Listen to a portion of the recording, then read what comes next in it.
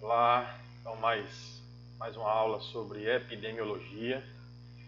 Essa aula ela vai fazer parte daquele montante de aulas assíncronas. Como é que vai funcionar? Eu vou pegar os slides dessa aula e a partir desses slides vai acontecer a aula. Então vocês vão assistir posteriormente e realizar as atividades depois, tá bom? Então vou só tirar aqui a câmera, para que não atrapalhe a visualização do slide, tá? Mas vocês ficarem ouvindo minha voz, ok? Então nosso assunto é epidemiologia. Então um pouco da história, né? A história bastante antiga, a trajetória histórica dessa ciência, né? Que faz parte da saúde pública, que tem seus registros já na Grécia Antiga, 400 anos antes de Cristo, quando Hipócrates, a partir de um trabalho dos ares, águas e lugares, ele tentou explicar com uma fundamentação racional e saindo um pouco do sobrenatural, que era muito comum na época, a ocorrência de doenças na população. Então, como vocês já sabem, no início da aula, vocês aprenderam que o homem acreditava que a doença era um castigo divino, né? E o Hipócrates, a partir do racionalismo, ele dizia que só era ciência aquilo que poderia ser explicado. Tá bom? Então vamos lá. Aqui mais um histórico, né, na era moderna. Muito importante na epidemiologia, além do John Snow, foi o John Grant, tá? Que no século XVII ele quantificou padrões de natalidade, nascimento, né, mortalidade, a morte, e a ocorrência de doenças, identificando algumas características importantes desses eventos. Então ele pegou 3 variáveis, natalidade, mortalidade e ocorrência de doenças, e a partir dessas 3 variáveis ele identificou 3 importantes eventos.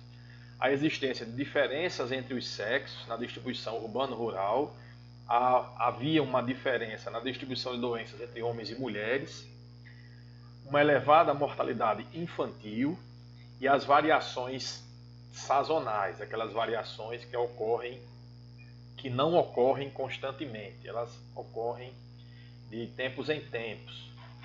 Tá? Quais são os objetivos da epidemiologia? Então, os métodos utilizados em epidemiologia, de um modo mais geral, ele é aplicado nas ciências médicas, aos problemas associados à saúde da população, certo? Os modelos criados, eles são desenvolvidos pela própria epidemiologia, mas também ela pede emprestado alguns campos do conhecimento, como a biologia, a matemática, a história, a sociologia, a economia, geografia, tá? E várias outras ciências que emprestam seus conhecimentos para a epidemiologia. Tá? Ela não é uma ciência parada, é uma ciência muito dinâmica, em que podemos nos basear para impedir o avanço das doenças e também a sua prevenção.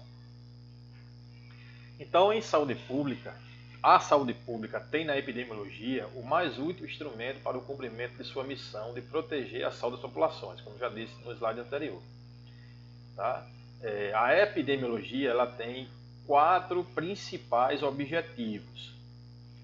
Quais são? Identificar o agente, aquele que causa a doença, que tipo de agente vai causar a doença, né? Esse é o primeiro passo. Entender a causa dos agravos à saúde, todo o entendimento da doença, ele precisa ser desvendado. Definir os modos de transmissão e definir e determinar os fatores contribuintes aos agravos de saúde. Então ele precisa entender, definir e determinar aquilo que causa danos à saúde, a gravidade das doenças. Certinho? 2 outros objetivos, também falei um pouco no início, que é identificar e explicar os padrões de distribuição geográfica das doenças, aquele pede conhecimento de outras doenças, e o estabelecimento de métodos e estratégias de controle dos agravos à saúde. Tá? Então, o estabelecimento de métodos é aquele estabelecimento de que você vai, quando a doença aparece, você precisa controlar o aparecimento dessa doença. Tá? Então, boa parte desse desenvolvimento da epidemiologia como ciência, ela teve como objetivo final a melhoria das condições de saúde da população, que demonstra um vínculo que não se separa da pesquisa epidemiológica com o aprimoramento da assistência integral à saúde. Tá? Então, fazendo aqui um breve resumo, a epidemiologia, o epidemiologista, ele vai precisar identificar quem causa a doença, entender como essa doença é agravada, tá? Como essa doença se transmite, que fatores causam o agravamento da doença, identificar como essa doença se distribui na população, se tem um grupo de risco, por exemplo, se tem uma população que está mais sujeita a essa doença, certo? E se essa doença aparecer, estabelecer medidas de controle da própria doença. Tá? Então, como vocês podem notar, ela é de grande importância para entendermos todos os mecanismos de prevenção e de controle da doença. Então vamos lá. Relação de causa e efeito. A causa, dentro do conceito em epidemiologia, refere-se ao agente, ou seja, aquele que causa a doença. Cuidado para não confundir com o vetor. O vetor ele só transporta. O agente ele causa, absorvendo um nutriente, liberando uma toxina, por exemplo. Então esse é o agente, liberando algo, né, na circulação sanguínea que pode causar o dano. É diferente do hospedeiro, é diferente do vetor, certo? O vetor ele só transporta. Ok? Então refere-se ao agente que dá origem à doença.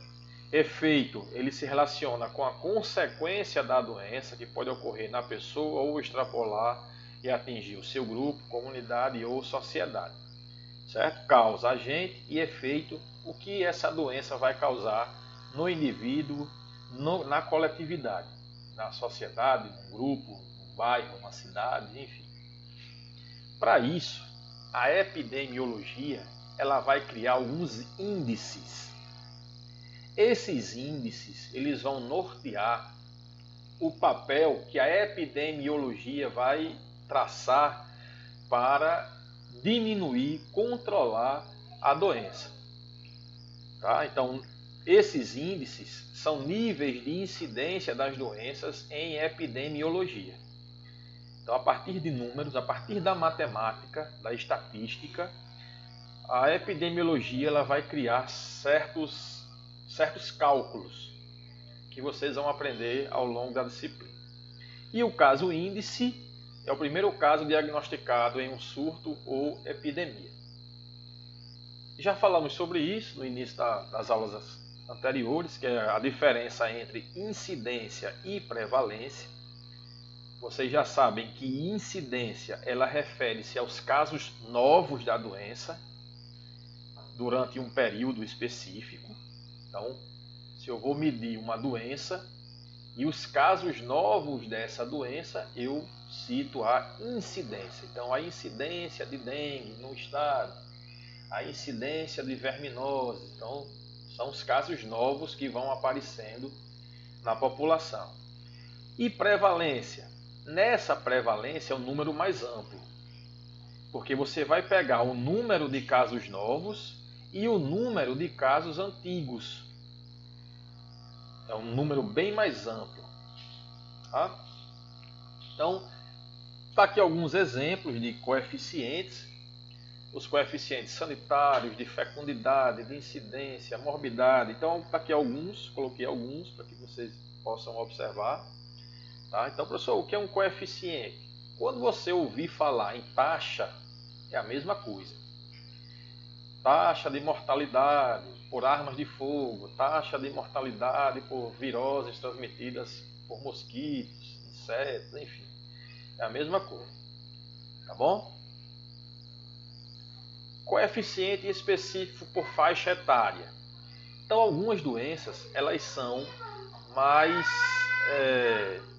sujeitas a uma faixa etária. A própria Covid, né, a Covid-19, você tem uma maior taxa de infectados em idosos e uma taxa menor em pessoas bem mais jovens. Então você vai fazer essa correlação, né, o grupo de risco, né, fumantes, cardiopatas, enfim. Tá? Então o coeficiente de fecundidade, trouxe aqui um exemplo de mortalidade por faixa etária. Nós temos aqui a menos de um ano, certo? Eu não coloquei aqui a fonte que eu digo esse número, se é por 1000, se é por 100, mas enfim, então ó, a faixa etária, então aqui eu tenho 1, 2, 3, 4, 5, 6 faixas etárias, em que cada uma delas tem um coeficiente específico, que é a mortalidade proporcional, em porcentagem por faixa etária, em 1990 e 98. Então aqui eu tenho em 90, eu tenho essa taxa em crianças de menos de 1 ano, e 8 anos depois eu tenho uma taxa menor de mortes. Tá bom? Então aqui é só um exemplo de vocês. E de fecundidade. Então essa fecundidade, ela estimula o número total de crianças que uma mulher viria a dar à luz, se ela continuasse tendo filhos de acordo com os coeficientes vigentes de fecundidade de grupo etário. Então aqui, ó, vocês podem notar que os anos vão passando. Ó, 91 eu tinha uma taxa de filhos por mulher de 2,73. Em 2004 essa taxa diminuiu. E isso foi um coeficiente que se mostrou único em todas as regiões. Ó. Todas as regiões o número de filhos diminuiu consideravelmente. Tá? Aqui no sul, ó, uma baixa bastante grande, no sul e sudeste, a taxa de fecundidade bastante reduzida. Tá? Então, vamos lá, coeficiente de incidência, taxa em que novos eventos ocorrem em dada população. Coeficiente de morbidade, lembre-se que morbidade é doença. A morbidade é relacionado à doença. Okay? Então, medida de frequência de doença em uma população. Tá? Que você vai utilizar aqueles dois conceitos que eu falei de incidência e prevalência. Tá bom? O coeficiente de mortalidade, aí todo mundo já sabe o que é, né? Que é a taxa de morte. Aí nessa taxa de morte você pode calcular por sexo, por faixa etária, tá? Uma doença em específica, né? Uma doença determinada, uma virose, uma bacteriose, uma protozoose, enfim. Então você tem uma taxa bem ampla. Tá? O coeficiente de mortalidade ajustado pela idade é muito parecido com o só de mortalidade, só que aqui você vai ter uma diferença, que esse coeficiente é para eliminar o efeito de diferentes distribuições de idade em diferentes populações, porque você pode pegar uma doença que tem mais mortalidade em idosos na região sul e menos mortes na região nordeste. Tá? Então você pode pegar essa taxa se houver essa diferença de mortes por idade. Mortalidade infantil. Então você ouve nos jornais aí, mortalidade infantil. Mas o que é mortalidade infantil? É quando as mortes acontecem até 1 ano de vida. Então, até 1 ano de idade, as crianças que vêm a falecer, elas entram nesse coeficiente de mortalidade infantil. Tá? Que é diferente da mortalidade neonatal. A mortalidade neonatal é até 28 dias. Passou de 28 dias, já é mortalidade infantil.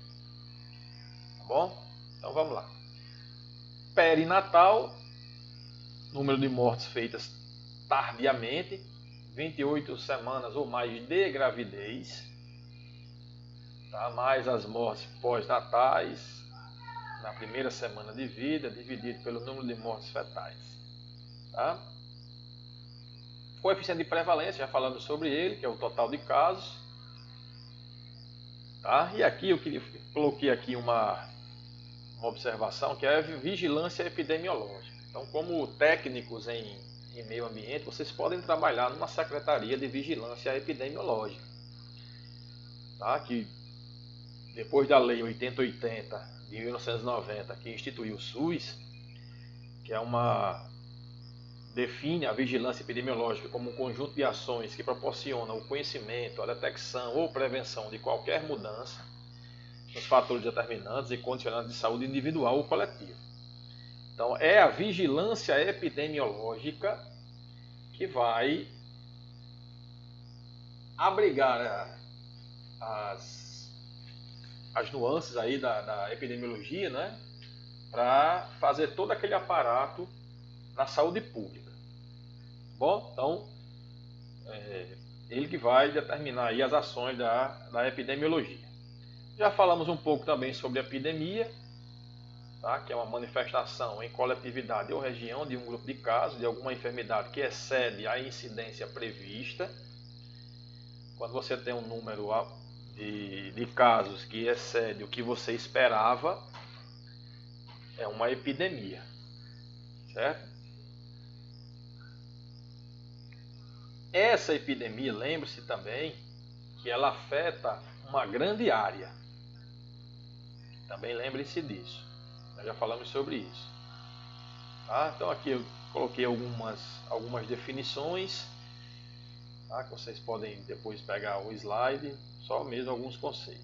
E pandemia, como vocês também já viram, é quando afeta pessoas em muitos países e continentes, além das endemias, que é o aparecimento de uma doença mais local, nos municípios, por exemplo, em um bairro. Tá? Então, prosodemia, que é uma prosodemia, epidemia em que o contágio se faz de indivíduo para indivíduo, em vez de atacar num grande número de pessoas. Então, quando você tem uma morbidade, uma doença em que ela é passada de pessoa, exclusivamente de pessoa a pessoa, eu tenho uma prosodemia. Bem fácil de você memorizar, tá? Uma gripe, por exemplo, uma prosodemia. Epidemias e endemias atuais. Então, essas epidemias, gente, então, nós temos vários exemplos, né? Dengue, febre amarela, hanseníase, influenza, AIDS, a influenza e a gripe, né? Tuberculose, doenças meningocócicas, hepatites virais, malária. Tá? Então, são doenças bastante conhecidas em epidemiologia. Aqui eu coloquei uma lista de várias doenças, 35 doenças, que são aquelas doenças que são de notificação compulsória. O que é uma doença de notificação compulsória? São aquelas doenças em que, se você aparecer no posto de saúde e apresentar uma dessas doenças, é obrigatório a notificação das autoridades de saúde que essas doenças apareceram. Se você aparecer lá com verminose, se você aparecer com uma dor de cabeça, não vai precisar ser notificado. Então, essas doenças aqui, botulismo, antraz, cólera, coqueluche, dengue, então muitas doenças dessas aqui, você vai precisar notificar as autoridades de saúde. Tá bom? Então, são as de notificação compulsória. Tá? Então, aqui um pouquinho da investigação epidemiológica, né? Você vai a campo, aquele que você vai realizar as atividades em loco, vai ao bairro, vai ao posto de saúde, vai ao bairro, vai à cidade, pega dados de hospitais, postos de saúde, enfim. Então, essa é a pesquisa em campo. Tá? Então, a partir dessas medidas, você vai traçar a profilaxia, que é a prevenção, o tratamento profilático e a imunoprofilaxia, que são as vacinas.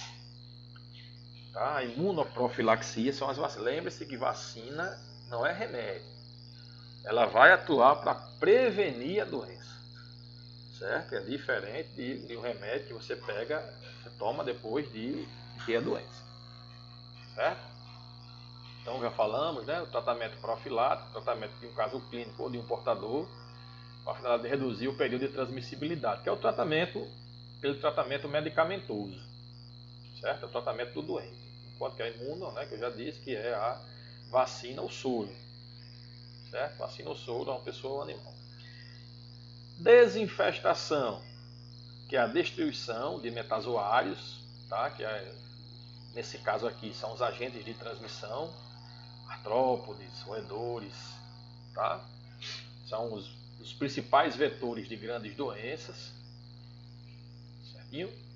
E as doenças quarentenárias são aquelas de transmissão graves, são aquelas doenças de notificação à Organização Mundial de Saúde. Tá? As de compulsória, aquelas doenças que eu falei lá atrás, ó, elas têm uma portaria nacional, 2001, tá? Eu acho que essa portaria, eu acho que ela foi renovada, depois eu vou dar uma olhada. Enquanto que as quarentenárias, elas são aquelas doenças mais graves, como por exemplo agora a Covid-19. Tá? Então, pessoal, foi uma aula bem rápida, o slide vai ficar no Classroom ou no Swap, aliás, e no Swap, para que vocês possam ter como material de estudo. Ok? Então, até mais e até a nossa próxima aula. Abraço.